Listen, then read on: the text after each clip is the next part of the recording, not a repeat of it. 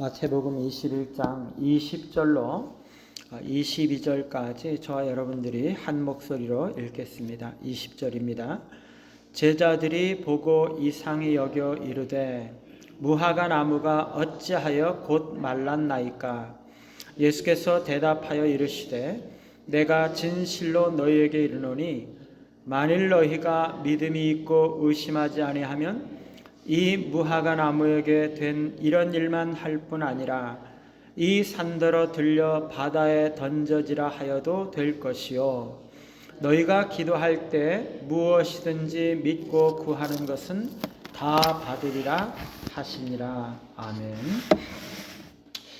오늘 말씀은 무화과 나무를 저주하신 사건에 대해서 그것과 관련해서 예수님께서 제자들에게 믿음과 기도에 대해서 가르치시는 말씀이죠. 특별히 믿음과 기도의 능력에 대해서 가르쳐 주시고 계십니다. 제자들은 예수님이 저주하신 말씀에 따라 열매 없는 무화과 나무가 마르게 된 것이 너무나 이상했습니다. 그래서 묻죠. 어찌하여 이 무화과 나무가 곧 말랐나이까? 무화과 나무가 마른 이유가 무엇입니까? 좀 더 정확하게는 무화과 나무가 마르게 된 능력은 어떻게 해서 나타난 것입니까? 그 능력의 비밀이 과연 뭡니까? 그런 정도의 의미죠. 그런데 오늘 예수님께서는 그러한 제자들의 질문에 대해서 두 가지를 말씀을 하십니다. 믿음과 기도죠. 예수님은 먼저 만일 너희가 믿음이 있고 의심하지 아니하면 이 무화과 나무에게 된 이런 일만 행할 뿐만 아니라 이 산더러 들려 바다에 던져지라 해도 그대로 될 것이다. 이렇게 말씀을 하고 계시죠.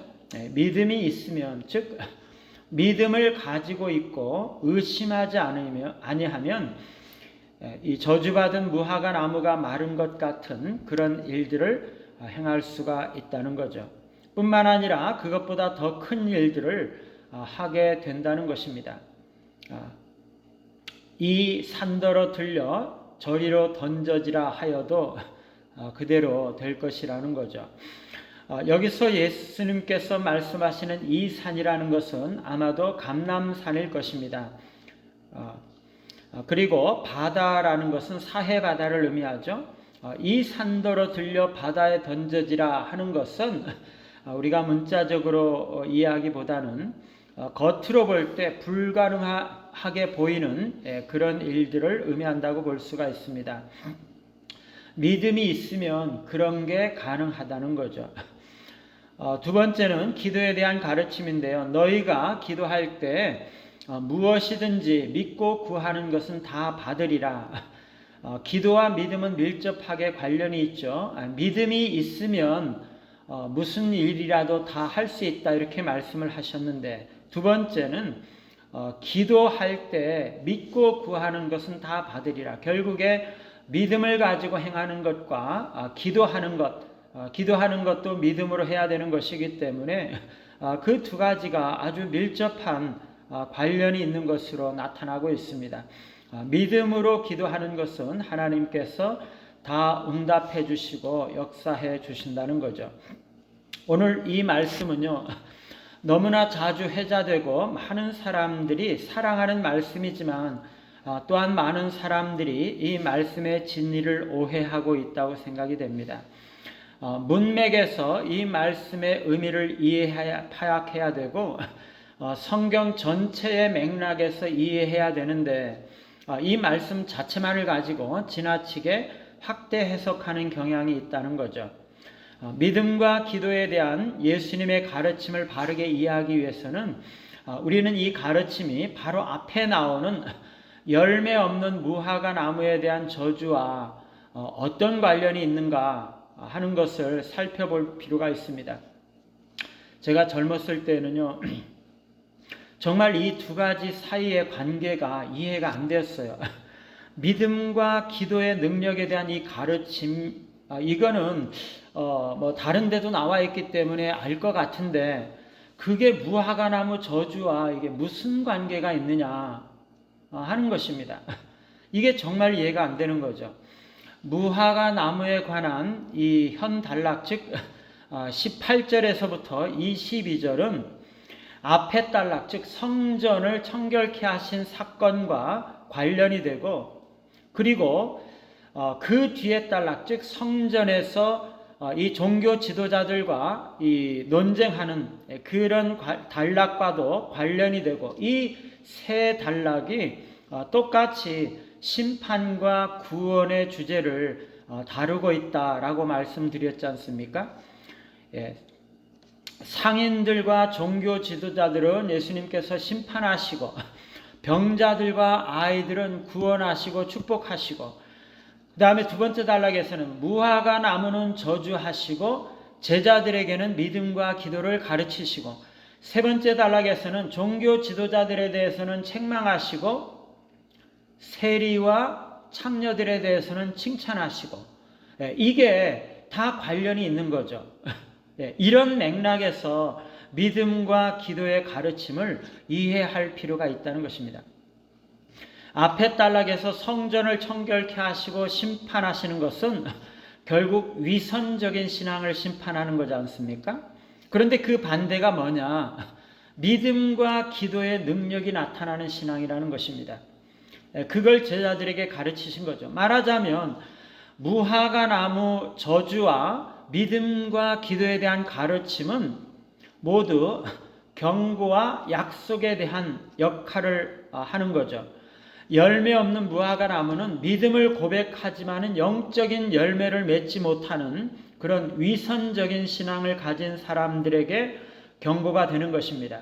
반면에 믿음과 기도에 대한 가르침은 진정으로 하나님을 믿고 하나님과 교통하는 자들에게 영적인 효과와 능력이 어떻게 나타나는가, 어떻게 열매를 맺을 수 있는가 하는 것을 약속해 주는 것입니다.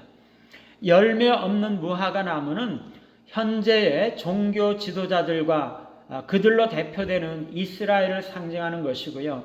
믿음과 기도의 가르침을 받은 제자들은 믿음과 기도를 통해서 왕국의 열매를 맺게 될 새로운 신자 공동체를 상징하는 것이죠. 믿음과 기도의 능력에 관련해서 사실 할 말이 많은데요. 결론만 핵심적으로 말씀을 드리겠습니다. 사람들이 가장 많이 오해하는 것은요, 믿음과 기도의 능력이란 우리 신자들의 능력이라고 생각을 하는 것이죠. 우리가 믿음을 가지고 우리가 진실로 믿음으로 기도하면 우리에게 능력이 나타날 것이라고 생각하는 거죠. 맞는 말 같죠? 그런데 정확하게는 틀린 말입니다. 여기서 믿음과 기도의 능력은요, 우리의 능력을 말하는 것이 아니에요. 하나님의 능력이죠. 우리가 믿음을 가지고 저주를 하면 무화과 나무가 마르게 되는 능력이 나타나는 게 아니에요. 우리에게서 나타나는 게 아니죠. 하나님께서 저주와 심판을 나타내시고자 하시는 것에 대해서 우리가 믿음으로 행하면 하나님께서 저주와 심판을 나타내신다는 것이에요. 하나님의 약속과 하나님의 말씀에 대해서 우리가 믿고 믿음대로 행하면 하나님께서 약속하신 그대로 이루어 주신다는 것이죠. 기도도 마찬가지입니다. 하나님께서 행하시고자 하시는 것, 그것을 우리가 믿고 기도하면은요, 하나님께서 이루어 주신다는 거죠. 이게 신약에서 반복적으로 가르치시고 계시는 이 가르침이지 않습니까? 하나님의 주권, 하나님의 뜻과 하나님의 능력이죠. 그런데 이걸 우리는 우리가 믿음을 가지고 우리가 기도하면 우리에게서 능력이 나타난다. 우리의 믿음과 우리의 기도가 능력을 나타낸다 라고 생각을 하는데, 사실 맞는 말이지만 반쪽의 진리죠. 우리에게서 나가는 것이 아니라 능력이 하나님에게서부터 나온다라는 거죠. 우리가 능력을 나타낸다 이렇게 생각하는 것은 마술사 시몬의 사고방식과 똑같은 거죠. 사도들에게 나에게도 성령을 받는 능력을 주십시오. 자기가 무슨 성령을 받는 능력을 나타내는 것처럼 그렇게 생각을 하는 거죠. 그게 아니라 하나님이십니다. 하나님. 능력의 비밀은요, 믿음과 기도 그 자체가 아니라 하나님이에요. 하나님에게서부터 능력이 나타나는 거죠. 무화과 나무가 마르게 된 것은 우리의 능력이 아니죠. 하나님의 능력입니다. 우리가 믿음으로 명령하고 믿음의 기도를 하면 그때 하나님의 능력이 나타나는 거죠. 믿음과 기도로 하나님의 능력이 나타나는 놀라운 일들을 경험하시는 그런 신앙과 삶을 사시는 우리 모두가 되시기를 간절히 바랍니다.